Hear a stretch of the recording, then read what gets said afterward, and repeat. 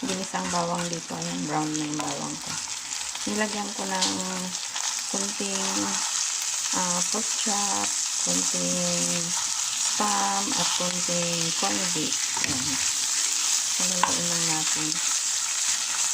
Tapos, lagyan na natin ng paminta, guys. Lagyan natin ng kunting magic sarap. Tapos, lagyan natin ng kunting asin. Tapos, lagyan natin ng kunting black pepper. Nakadami ko. Tapos, ilagay na natin ang kanin, guys. Red rice ang ginamit ko, guys. Red rice na may halong puti. Kasi, healthy yan. Ayan.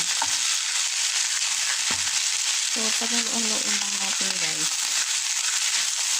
Ngayon, kung gusto pa natin ng masyadong malasa, may kunting sabaw ng baka ako dito, guys. Ayan. Hindi lang lagyan natin. Pampabasa lang.